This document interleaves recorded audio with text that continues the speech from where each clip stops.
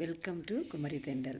இன்றைக்கி நம்ம கிச்சனில் வெண்டைக்காய் மோர் குழம்பு எப்படி ரெடி பண்ணுறதுன்னு பார்க்க போகிறோம்.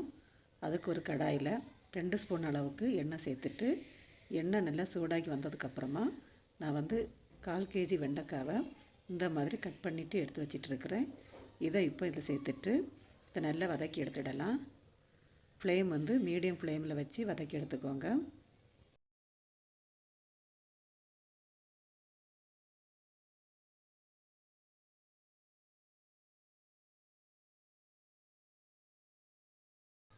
இப்போ வெண்டைக்காய் பாதி அளவு வெந்து வந்ததும் இந்த வெண்டைக்காய்க்கு மட்டும் தேவையான உப்பு சேர்த்துடலாம். சேர்த்துட்டு இதை திரும்ப நல்லா வதக்கி எடுத்துடலாம். வெண்டைக்காய் நல்லா வெந்து வரணும், ஆனால் தீஞ்சிடக்கூடாது. மீடியமான ஃப்ளேம்லேயே வச்சு இதை வதக்கி எடுத்துக்கோங்க.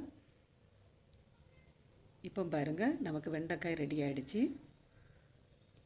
இப்போ ஸ்டவ்வை ஆஃப் பண்ணிடலாம். இது இருக்கட்டும்.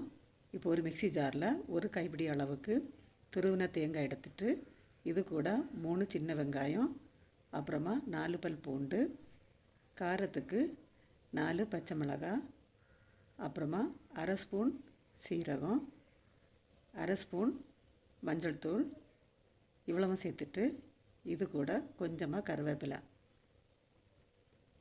இவ்வளோ சேர்த்ததுக்கப்புறமா இதில் கொஞ்சமாக தண்ணி சேர்த்துட்டு இதை நைஸாக அரைச்சி எடுத்துடலாம். இப்போ பாருங்கள், நான் இந்த அளவுக்கு எடுத்துக்கிட்டேன். இப்போ இது இருக்கட்டும். இப்போ நான் 2 கப் அளவுக்கு புளிச்ச தயிர் எடுத்துகிட்ருக்கிறேன். இந்த குழம்புக்கு புளிச்ச தயிர் ரொம்ப நல்லா இருக்கும். இப்போ இந்த தயிரில் நம்ம அரைச்சி எடுத்து வச்சிட்டு இருந்த தேங்காவை இதில் சேர்த்துடலாம். இந்த மாதிரிலாம் சேர்த்ததுக்கப்புறமா ஒரு விஸ்கு வச்சு இந்த மாதிரி நல்லா இதை மிக்ஸ் பண்ணி விட்டுக்கோங்க.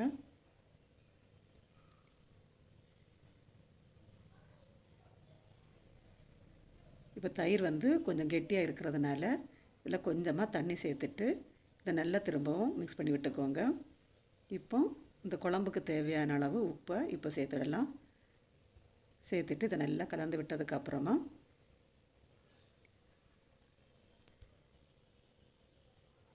இப்போ நம்ம வதக்கி எடுத்து வச்சிட்டு இருந்த வெண்டைக்காயில் இந்த தயிரை சேர்த்துடலாம்.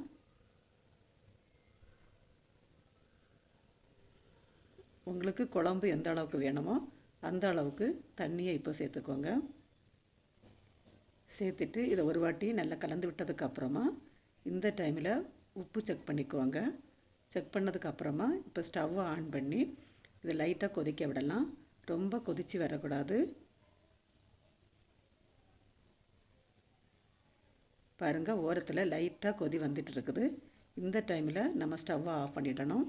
இப்போ இதுக்கு தாளிப்பு கொடுக்கறதுக்காக தாளிப்பு கரண்டியில் 2 ஸ்பூன் அளவுக்கு எண்ணெய் சேர்த்துட்டு எண்ணெய் நல்லா சூடாகி வந்ததும் கொஞ்சமாக கடுகு, அப்புறமா கொஞ்சம் வெந்தயம், 4 காஞ்ச மிளகாய் இவ்வளவும் சேர்த்துட்டு கடுகு வெந்தயம் எல்லாம் நல்லா பொரிஞ்சு வந்ததுக்கப்புறமா கொஞ்சமாக கருவேப்பிலை போட்டு தாளிச்சிட்டு இதை இப்போ இந்த மோர் குழம்புல சேர்த்துடலாம். ரொம்ப ரொம்ப சுவையான வெண்டைக்காய் மோர் குழம்பு ரெடி ஆகிடுச்சு. நீங்கள் இன்னும் நம்ம சேனலை சப்ஸ்கிரைப் பண்ணலைன்னா குமரி தெண்டல் சேனலை சப்ஸ்கிரைப் பண்ணிக்கோங்க. மறக்காமல் பக்கத்தில் இருக்கிற பெல் ஐக்கானையும் கிளிக் பண்ணிக்கோங்க. அப்போ தான் நான் போடுற ஒவ்வொரு வீடியோவும் உடனுக்குடன் உங்களுக்கு சேரும். நீங்களும் இதே மாதிரி ட்ரை பண்ணி பார்த்து எப்படி இருந்துச்சுன்னு கமெண்டில் சொல்லுங்கள்.